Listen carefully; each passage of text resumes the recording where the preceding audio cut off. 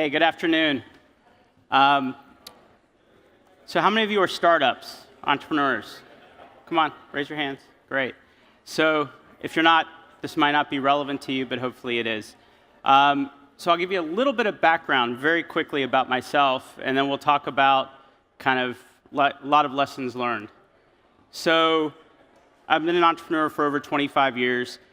Started my first company when I was 19, and have continued to kind of build companies after that. I've been very engaged with media, and now I invest in companies. So I've kind of moved from being an entrepreneur to an investor. Part of this journey has been also writing this book. So I took the last year and a half to write my book as well. So this is all great accolades and accomplishments, but what most people don't know is this. Back in 2009, I almost died. And the main reason was I was in the middle of trying to get out of my startup. We were almost bankrupt. We couldn't make payroll. Our customers all stopped paying us. And I had one last Hail Mary. And that was I had a company in San Francisco that wanted to buy me. I'm diabetic. I was very interested in the conversation before. I was about 40 pounds overweight. Was eating all the wrong things, medicating with alcohol to sleep at night, and doing all the things that are really bad that you do as a startup to keep pushing ahead because we're told to hustle, to grind, to move ahead. And so on the way to close my deal in San Francisco, I went to the restroom and found myself on the floor of the plane being resuscitated. The interesting thing about that is it doesn't feel great to almost die. I don't recommend it at all. But when I landed, who's the first person I called? I called my lawyer because that was the only person that I had a relationship that understood what I was going through. I did not call my wife at the time. I did not call my friend. I called my lawyer because that was the only person I had left in my life that I actually had a relationship and understood transparently what I was going through. I had to tell my employees things are going to be great. We're only 1 month behind on payroll. It'll be fine. We've always done well. I had to tell my investors we're having an exit, even though it wasn't a great exit. I had to tell my family things were going to be great. I wasn't going to be working 80-hour weeks anymore. Life was going to get better. I was telling all these great lies to all the people around me, except for my lawyer. He knew the truth. He knew what the deal terms were. He knew what everything was going on. So I made him stay on the phone when I walked from the subway to my hotel. I said, can you please stay on the phone with me and make sure I live? It was a very simple ask. He's funny, he's still my attorney, but you earn your business when you keep your customers alive. It's a good thing.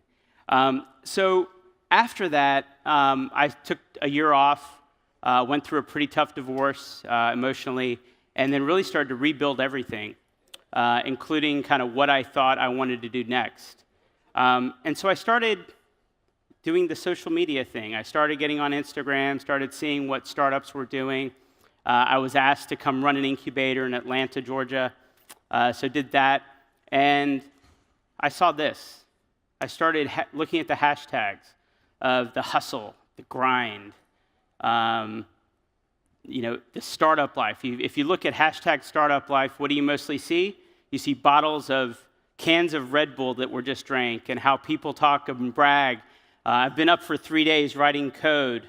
I saw the Soylent movement where I don't even need to eat. I'm just going to do Soylent and code all night, and that's what my life is.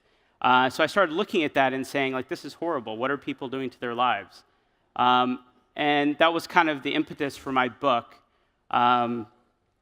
So the first conclusion is once you decide to be an entrepreneur, it's not a job. Like, people think, like, I'm an entrepreneur. I'm very anti-entrepreneurial educational programs because I don't think they apply. I think entrepreneurship is an apprenticeship. You do it by living. You do it by working with people around you. And really this idea that it's a job that somehow I'm going to quit my job, be an entrepreneur, and if it doesn't work out, I'll go back to working my job. The reality is once you become an entrepreneur, it's like ringing a bell. You'll never unring it. You'll never not be an entrepreneur. You might be a successful entrepreneur or a failure, but you will be an entrepreneur forever. There's no going back. But we tell ourselves these lies. We tell our spouses and significant others, I'm going to quit my great corporate job that pays me lots of money and benefits and vacation. And if it doesn't work out, I'll just go back and get my job back. It's not happening. You're never going back. And so one of the key things I start looking at is, how do you really focus on it being a lifestyle, that this is not just one startup and that you exit and you're done, but actually this is the rest of your life. So those of you that are entrepreneurs, welcome. This is the rest of your life. Guess what? This is what life looks like, right? I always say, this is me walking back to my hotel room. I'm on the phone with my lawyer saying, please make sure I live. But this is what life looks like if you choose it. If you choose it, if you choose to be the startup entrepreneur, the CEO, I'm the founder, I'm the CEO, buck stops with me. Guess what? The buck doesn't stop with you because you don't have a buck, right? There is no money. You're trying to make do. What you really have is a team. You're building a team. You're building a family. And you can choose to be this person and be by yourself and lie to your employees, lie to your investors, lie to the people that love you about how great things are going. If I ask every one of you entrepreneurs, how are things going? What are you going to say? Oh, it's going great. We have an MVP. We have product market fit. We have all these things. Everything's going great. If we have 4 or 5 beers later, and I say how things are going, and you're like, man, it's rough. Out of money. I second mortgage the house. I have credit cards. That's what real life looks like. Real life does not look like product market fit, MVPs, and doing the rest. Oh, I got signed to do a TEDx. Last time I checked, TEDx doesn't put money in your pocket. It doesn't get you customers. It's just one of those things that we do to fill the voids of the things that we really need to be doing. So it is. So we talk about failing fast, right? We keep talking about this fail fast, fail fast. We forget to celebrate the wins. And the wins are sometimes so tiny. Not getting evicted from your office space. The wins are great, right? And you really need to celebrate those wins. And those wins are tied to relationships. They're not to the company. It's I take a lot of pride when my employees do something amazing. It's high fives all around. It's not just about ringing the bell when you have that sale, when you close that round. Because what are we all chasing? That's what we all want, right? What does exit mean? Exit means get out, right? And when you exit, you can get out in a few ways, right? And once I exit, guess what I get to do? I get to spend time with my family. I'm going to go hit the gym. I'm going to take time off, right? All these things that we tell ourselves, right? Because here's the exit. It either looks like this or it looks like that. And it happens like that more. 9 times out of 10, it happens like that.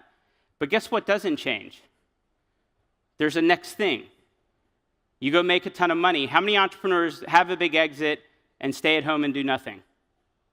No, they go start a co-working space. They go start a venture fund. They go do all these things to keep going, because no matter what, whether we have success or failure, we're going to go do the next thing. Your startup fails. Are you going to go work for a bank? God knows. No, you're not going to. It's horrible, right? It's horrible. It's a terrible life to live working for a big company. So you're not going to do that. You're going to go start something else. So you have to buy in for the long term. So I have a few tips, because, you always have to have 7 tips. That's what the blogs say. 7 tips. How many do I have? Not 7. So exhibit detachment. Your startup is a project. When I deal with startup entrepreneurs and they start naming their company before they have product market fit, I tell them to stop it. I explain to them, back in my dad was the 3rd child that died in his family. My family, back in India, they named him Sour because they didn't want to waste a good name on him because he might die, right? So you have to exhibit detachment from your startup because it's probably going to fail. Don't put all your heart and soul into naming it and logos and everything else. Take your time and exhibit detachment, because it's one project of 100 projects ahead. It's not really a company till it's a company. Do not exhibit attachment from your relationships. Build your team around the next project. That great coder you work with that doesn't deliver every time, because they don't deliver every time. They're always late. They're always behind. Don't get mad at your coder. Say, hey, let's do it better. Let's keep going. Because if your startup fails, you're going to do something else. You want that awesome coder with you in your next journey. So focus on building those relationships, because the startups they're not permanent. They're very impermanent. And when you think of it, think of yourself as a startup. Think about how you're going to continue to grow as a person. What we do is we put our lives on hold, right? We put our entire personal lives on hold. I don't have time for a relationship. I have a startup. Guess what? People say this all the time to me. My startup is my baby. I was like, your baby is your baby. Your startup is not your baby. Stop saying these things, right? Your startup is just a fictional project that will come and go until the next one. So really focus on what are the goals in your personal life, and don't put them on hold, because it's the rest of your life. If you're going to put getting married on hold, you're going to be waiting forever, because there'll be another project, another startup, another something. Create a culture around your team. My first startup, we went from 2 people to 1,200 people in 3 years. It was a company I started on credit cards. I had no VCs. VCs are horrible, except for me. The VCs are terrible, right? So we did that. I still keep up with those employees. They still call me. We still go out. Now they're doing amazing things. Some of them are my investors these days. We had lots of failures. Not everything we did was a success. So build that team, because that team is with you forever. I always say it's like music. People may go off and do side projects, right? They might go do their own solo thing. They might go do country music instead of rock. But if you keep the band together and you keep moving ahead, you go do the next project. You go do other things together. The other thing is, it's never too late to be a mentor to someone. We all talk about get a mentor, get a coach. Be a coach, be a mentor to someone. It doesn't have to do with technical, functional skills. Sometimes people just need a voice. They just need someone else to talk to. It's not like, hey, how can I increase sales? It's, hey, I lost this sale. I feel like shit. Let's go have a beer and I want to feel better. Like, help me feel better. That's all I want. Create your own definition of success. Who wants to have a unicorn? Why? I heard they're very difficult pets. So I don't know that should be the goal for everyone. Have your own goals. Define what your own success is. That's why VCs are generally evil. They have their definition of success, and it means have a unicorn. You may not want a unicorn, and that's okay. That is all I have. They give me 15 minutes, and I told you my life story in 15 minutes.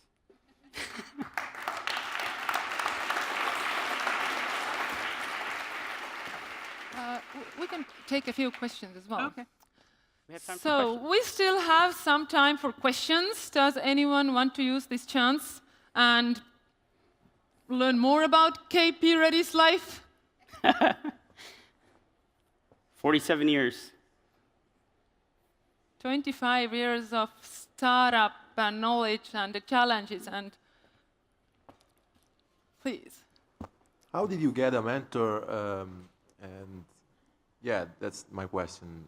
Did you have a mentor? And if yes, how did you get it? And do you have any suggestion on people that might want to do that?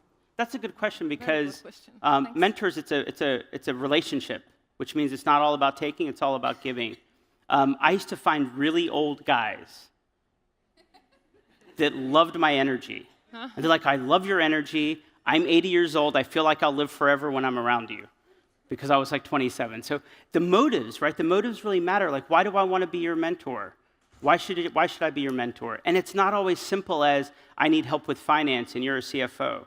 Like, connect with people at a personal level, and they make the best mentors, and they will help you. It's all about being authentic and wanting to share and help. Unfortunately, if you have a mentor that's a CFO of a big company, all he's going to do is tell you how smart he is, because he's very smart. That's not what you need in your life. You need people that are actually going to encourage you, support you, tell you when you're not doing things well, but then also get something out of the relationship. They maybe are learning, maybe they know nothing about technology, and they want to learn, like, what is this social media thing? I don't understand the Instagrams. Whatever that is they want, you can be that resource for them, because everybody, the people that want to learn are consistently learning. I guess we can finish with that note. Sorry. Or let's take one more. It better be good. Can I throw it? Let's try. Oh, Ooh. nice. Well done. I really like this idea that you proposed, that your project or your startup should be a project. And this is what I've been trying to do with my own startup. So I call it a project to other people. You know, it's a kind of a thing we all work on. It's it's not a baby. But what is that point when you can actually call your project a startup? What do you call it? When exactly? When is that time? When it has a life of its own, right? When it can walk on its own, when you are not the center of its universe, right? It's like raising a child. Once the child goes off to college and barely needs you, except for some money here and there, then it's doing its own thing. The reality is these projects are so self-centered around us and our knowledge and our network and our everything. It doesn't really become a company till you get to take a 6-week. If you can take a 6-week vacation, it's now a company. Okay, thank you, KP Reddy. Okay.